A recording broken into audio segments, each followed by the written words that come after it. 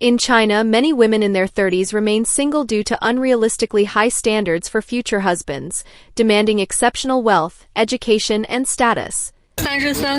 I'm 33 years old, already balding and graying, still unmarried with no partner. Every day is just a monotonous routine between my rented room and the company. My only hobby now is coming to the park after work, sitting alone in a daze, watching people walk their kids or stroll around, unsure where my life is headed. I feel so lonely. There are so many girls here, all focused on their studies. I graduated with a master's degree and I'm already 28. Yeah, back then all I could think about was working and making money. I never even considered marriage. But I've never been to a matchmaking event like this before. I think I was really foolish. When I was younger, there were so many boys in school. Oh, my parents wouldn't let me date. Every time I had to sneak around just to send a message. Looking back, I was so timid. How could I have been so silly? There were so many guys to choose from. Once you enter society, once you're in the workplace, you realize there are hardly any normal men left. 91年的女生呢后悔 A woman born in 91 regrets prioritizing cars and houses too much in her youth, turning away perfectly suitable partners in the process. Now in her 30s, she finds it increasingly difficult to meet the right person. Looking back at former friends and classmates who didn't focus on buying property or cars back then, they now have homes, cars, and children. Meanwhile, she realizes that although she worked hard and achieved financial stability with savings and a home, she missed her prime marriageable age. She can't find someone she truly likes and refuses to settle, which has become her parents' constant worry and a sore spot she avoids confronting. Gradually, she withdraws from social interactions, preferring to be alone in silence. Honestly, more and more women in Xi'an are sabotaging their own chances, dragging themselves into a position where they have no options left. Life is long. If you view marriage as a stepping stone to a refined lifestyle, you must make compromises when your value is at its peak, not cling to unrealistic expectations in your 30s. What do you think? 有一位40多岁大龄未婚女 A single woman in her 40s came to me to ask for help finding a partner, and it nearly gave me an internal injury. She came looking for a match but said she wouldn't consider anyone without money, wouldn't marry anyone without a house, couldn't stand anyone ugly, and couldn't accept anyone short. I told her that if she didn't lower her standards at her age, she'd really end up never getting married. Then she started complaining, saying that her relatives and friends had stopped introducing potential partners to her because they thought she was too old. Many matchmakers just paid lip service. At most, they'd introduce 1 or 2 candidates a year, none of whom met her criteria. She called them all unpresentable losers. The more she thought about it, the more regretful she became. Crying, she recounted her romantic history over the years. She once had a 5-year relationship with her first love, who treated her extremely well. Though he didn't earn much, he spent almost all his money on her.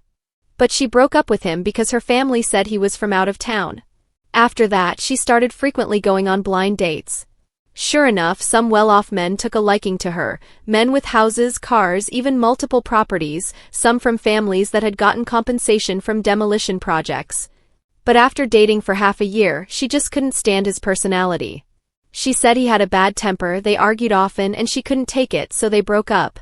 Then she dated another well-off guy who treated her well, but they broke up in less than a week. She thought he was too short and unattractive. She didn't even feel like holding his hand or kissing him.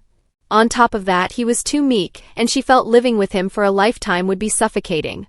No matter what, she refused to marry him. By then, she was already 36. Over the next 2 or 3 years, she went through nearly 20 or 30 failed relationships. When she was young, she was overly picky, always thinking the grass was greener elsewhere. Now that she's older, instead of lowering her standards, they've gotten even higher. She's unwilling to accept reality, refuses to yield to her circumstances, and doesn't dare face the fact that she might end up alone. To solve the problem, you have to address the root cause, accept reality. At her age, she's still not waking up.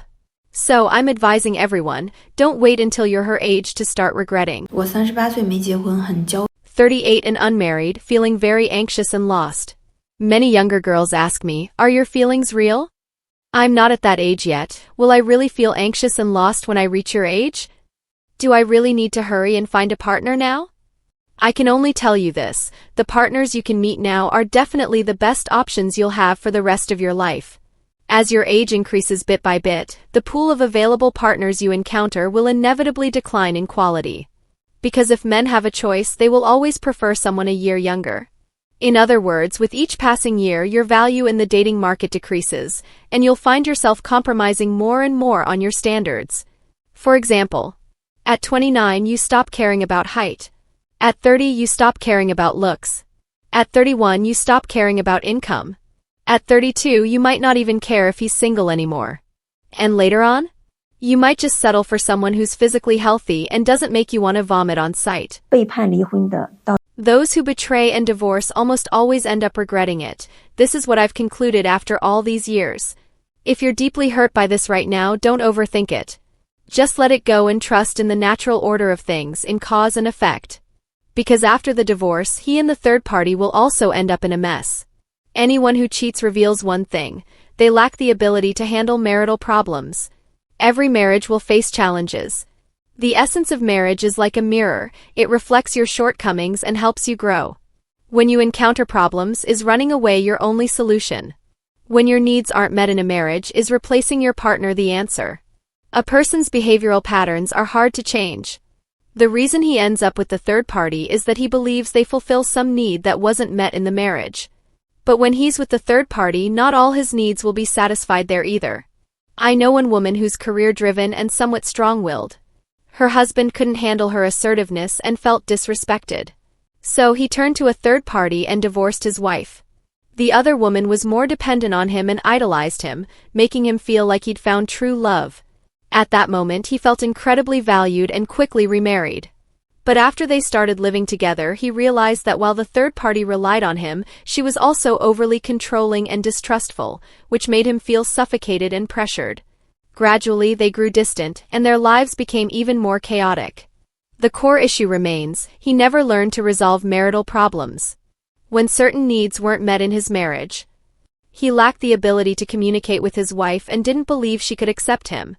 Especially in cases like this, where someone leaves for an affair, they always have unrealistically high expectations. My last marriage was bad, so now that I've changed partners, I demand that this marriage must be better than the last. This makes them hypersensitive to difficulties. At the slightest setback, they compare it to their past marriage and easily fall into disappointment. Turns out, being with the third party isn't as perfect as I imagined. All marriages are pretty much the same. That's when regret starts creeping in. Similarly, let's talk about something more practical: the issue of children. When a child faces a father who had an affair, they can't respect him. On top of that, there's the financial loss and the child's resentment. All these harsh realities will eventually confront him, forcing him to face the consequences. And when that happens, he will regret it. In China, turning 30 while still unmarried can bring significant pressure, especially for women. Single women over 30 labeled as leftover women in China. That's why women actively seek partners but struggle due to high expectations, gender imbalances, and a competitive dating market. 我36周岁了。 I'm 36 years old now, and by the traditional Chinese reckoning, I'm already 37, still single. You might say, at this age, it's impossible not to feel anxious because I'm about to hit 40. And once the 4 starts, the 5 won't be far behind. At this age, if I still want to have children, the risks only get higher as time goes on. If marriage is considered a must in life, then I have to admit I've let myself down. In the past, I wouldn't have wanted to admit that. Seeing friends around me settling down, starting families, and enjoying the warmth and happiness of their households, do I feel envious sometimes? Whether male or female, true lifelong commitment to staying single is still extremely rare. My social circle isn't as wide as it used to be, and the friends I make now are mostly introduced by relatives or acquaintances. When I was younger, people were much more eager to set me up. But if you turn down one after another, slowly, people stop introducing anyone to you. The chances of meeting new people really do get fewer and fewer. 下个月我就要过37。 Next month I'll be turning 37, but I still haven't gotten married or had children. It's been a long time since I last went on a blind date, not because I'm against arranged meetings, but simply because no one has introduced me to anyone anymore. After turning 30, Apart from the few times I took the initiative to ask for contact details at the Wansong Academy matchmaking corner, it seems like only last year did a friend introduce me to someone born in 1994. At the time, they didn't even tell the other person my real age, which led to me being looked down on, and the whole thing ended up being pretty awkward. Since then, I haven't had the courage to go on any more blind dates. I don't know what the meaning of marriage is, and I'm not sure if it's even necessary in life. But I have this vague feeling that marriage might just not be in the cards for me. Still, whether or not marriage happens, I have to keep living, right? But how exactly should I live? To all my sisters over 32 earning more than 200K a year, here's a hard truth. It's almost impossible to find a single man who's better than you. Even finding someone on your level who's normal to be with is incredibly difficult these days. Unless, you either settle for someone who makes decent money but is a little off, or you go for a divorced guy with an okay income. I'm not trying to spread anxiety or talk nonsense here. Any sisters who've been on matchmaking dates should back me up. You know exactly what I mean. It's not that these men don't exist, but finding a normal, decent guy around your age who earns more than you? Most of the good ones are already married. Seriously. And the ones who seem perfect on paper might not even be into women. If you do find someone at your level, you might end up exhausted trying to make it work. So here's my advice. Date men at least 3 years younger than you, or stop being so fixated on money. A younger guy might still have room to grow, and you'll probably have a more enjoyable dynamic. Because let's be real, settling for someone weird who makes less than you? Honestly, you're better off staying single. This situation is so awkward. A man from Hubei was set up on a blind date with a woman through a matchmaker. However, what no one expected was that the girl he was meeting came from a family with 2 daughters, a pair of sisters. The older sister and the younger sister are only 2 years apart, and both are single. In terms of appearance and personality, the older sister is gentle and quiet, while the younger sister is lively and clever. Their personalities are quite contrasting, each with their own strengths, and both are very beautiful. Originally, the matchmaker had introduced the man to the older sister, but then something bizarre happened. The man ended up being liked by both the older sister and the younger sister. Faced with such an awkward situation, the man felt extremely embarrassed and had no idea what to do. Men should never pay off a woman's debts. Seriously, this statement is bound to get some backlash, but it's the truth. If a man pays off a woman's large debts before marriage, she may like you, even fall in love with you because of your kindness, and there's nothing wrong with that. After all, her immediate struggle is debt. However, once you start living together, that debt burden remains on you, while for her, the pressure of repayment gradually fades away. Over time, her true feelings, whether she genuinely likes you or not, will surface. You may eventually realize that her love for you has faded, but the debt hasn't decreased one bit. Now, I'm not saying couples shouldn't support each other or share burdens out of love. I'm just telling you the reality. Debt is always personal and long-term, but a person's fleeting affection is just that, fleeting. She won't fall in love with you just because you paid off her debts. No, she won't. Don't ask me why I feel this way. Someone has already stepped on this landmine for you. Go ahead and criticize me if you want, but this is the truth. A woman won't love you just because you cleared her debts. She'll be grateful, sure, but in the end you'll just be a nice guy. Yeah. I'm 33 years old this year. During the Dragon Boat Festival, I went back to my hometown for a blind date, but it failed again. No one praised me for being particularly outstanding, saying I have a high education level or that I've seen a lot living in a big city. They even said no one in our entire county is good enough for me and suggested I look for someone in the provincial capital. He didn't even accept his favorite walnut milk, HMPF.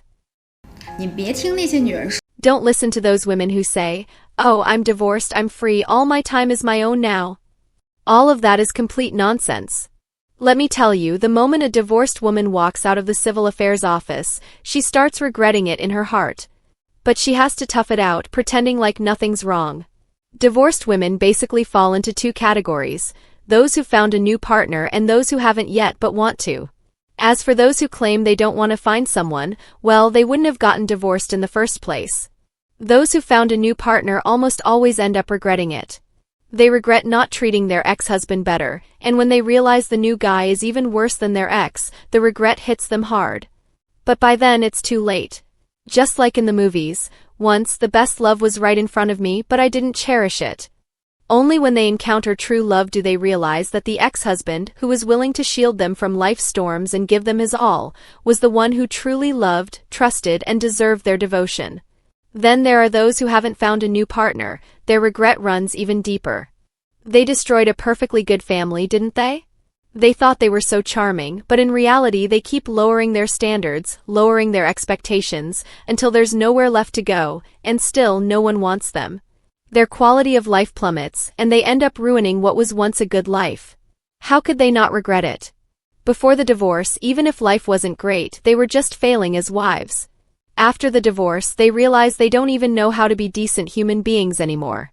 So, ladies, I'm telling you, as long as your man isn't abusive, never get divorced.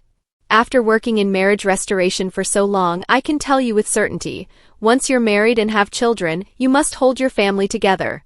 Work on your marriage with sincerity, and that man will remain your dearest husband, and a lifelong free laborer for you. You have to understand, no matter how flawed he is, he's still the biological father of your children. Don't think that just because the novelty has worn off, the passion has faded, or because of daily squabbles and mother-in-law conflicts, divorce is the answer. Let me tell you, whose life isn't filled with mundane chores and petty drama? If you divorce and find someone else, won't it just turn into the same cycle of chores and drama all over again? Think about it, doesn't that make sense? If you're facing such struggles and don't know what to do, or if you feel overwhelmed while trying to work things out, why not talk to Sister Meng?